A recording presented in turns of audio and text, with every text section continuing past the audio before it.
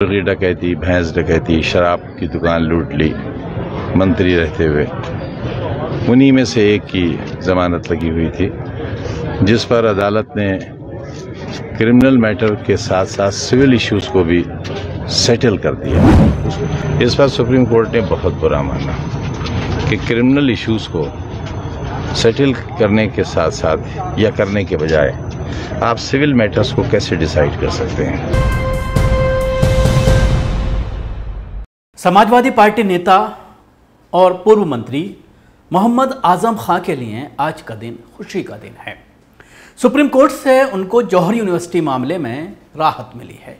क्या है पूरा मामला, आइए मैं आपको बताता हूं, जिसको लेकर आजम खां का खुद बयान आया है। उन्होंने सुप्रीम कोर्ट का धन्यवाद अदा किया है। समाजवादी पार्टी के वरिष्ठ नेता और पूर्व मंत्री मोहम्मद आजम खां को उनके ड्रीम प्रोजेक्ट जौहर यूनिवर्सिटी को लेकर सुप्रीम कोर्ट से बड़ी राहत मिली है। दरअसल प्रदेश में सत्ता बदलने के बाद आजम खां पर एक के बाद एक 90 मुकदमे दर्ज किए गए, जिनमें जमानत तो हो चुकी है, लेकिन हाईकोर्ट ने जमानत देने के साथ साथ बेहद कड़ी कंडीशन लगा दी थी, जिसमें आजम खां की जौहर यूनिवर्सिटी के कब्जे वाली शत्रु संपत्ति के कब्जा लिए जाने की भी शर्त लगा दी थी, जिस पर कार्रवाई करते हुए जिला प्रशासन ने जौहर यूनिवर्सिटी की ज़मीन पर तार बाड़ लगा दी थी और कई इमारतों को सील कर दिया था। हाईकोर्ट के इस फैसले पर सुप्रीम कोर्ट ने आजम खां को राहत दी है और जौहर यूनिवर्सिटी की सील की गई बिल्डिंग और लगाई गई तार बाड़ हटा लेने के लिए आदेश दिए हैं।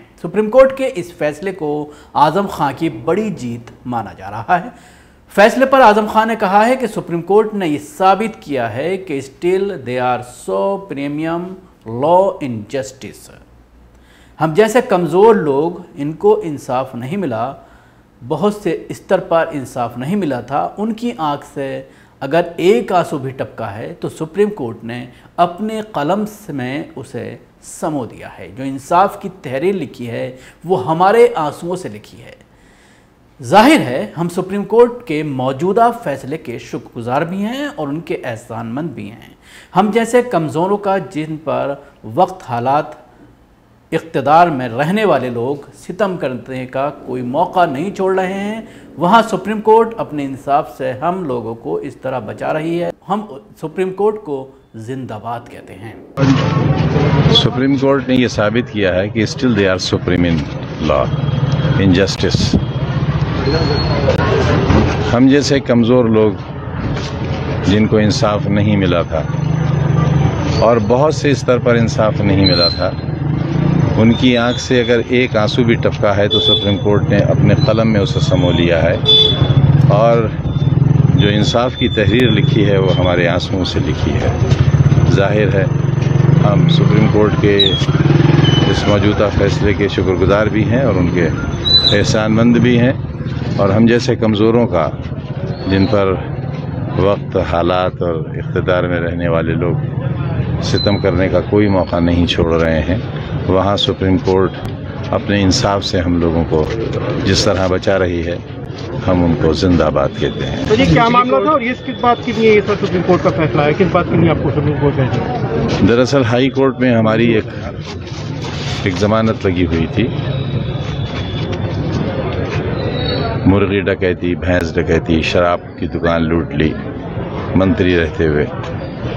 उन्हीं में से एक की जमानत लगी हुई थी, जिस पर अदालत ने क्रिमिनल मैटर के साथ साथ सिविल इश्यूज को भी सेटल कर दिया। उस पर भी अपनी राय नहीं, अपना फैसला दे दिया और उस फैसले में यूनिवर्सिटी की बहुत सी ज़मीन और कई इमारतों पर भी कब्जा कर लेने का जिला प्रशासन को हुक्म दिया।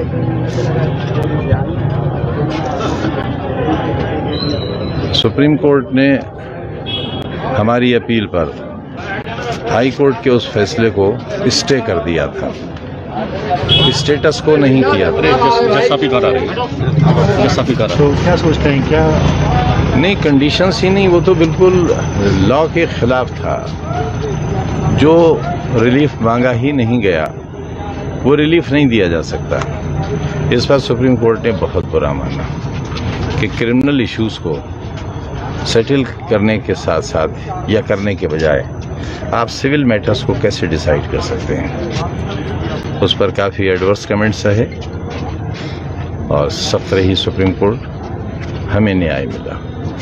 तो सर जो हदबंदी की जा रही है अब उसको क्या वापस सबको हटा लेने का आदेश हुआ है, सबको हटा लेने का। जो इमारतें सील की गई हैं उनको अनसील करने का। जो जिला प्रशासन ने यूनिवर्सिटी में जाकर के तमाम सारी चीजें खींच ली, तो अब वो प्रशासन कैसे हटाएगा? अब ये आप उनसे पूछिए कि मेरा काम तो है।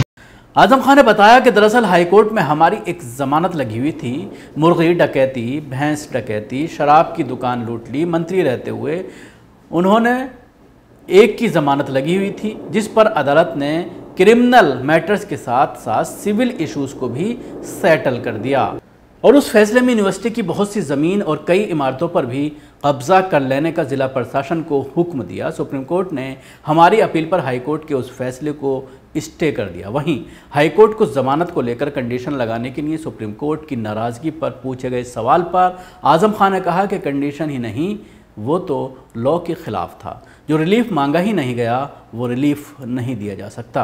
इस पर सुप्रीम कोर्ट ने बहुत बुरा माना।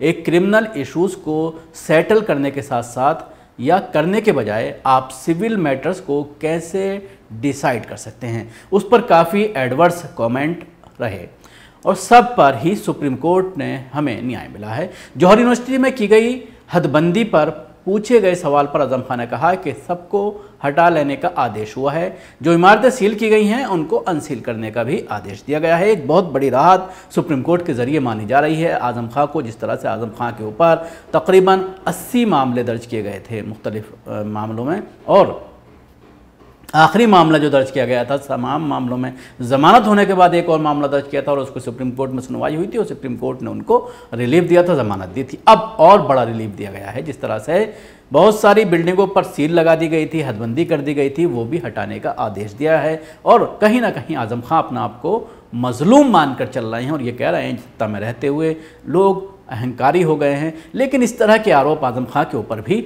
लगते रहे हैं कि उन्होंने सत्ता का बेजा इस्तेमाल किया।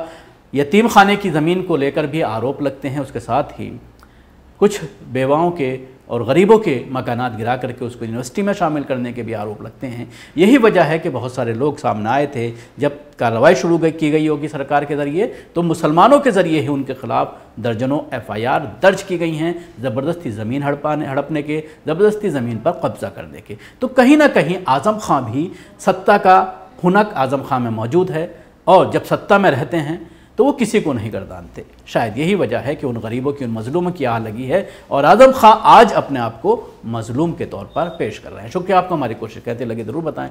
हमारे YouTube चैनल को सब्सक्राइब करना ना भूलें, इसके साथ ही बेल आइकन ज़रूर दबाएं। धन्यवाद।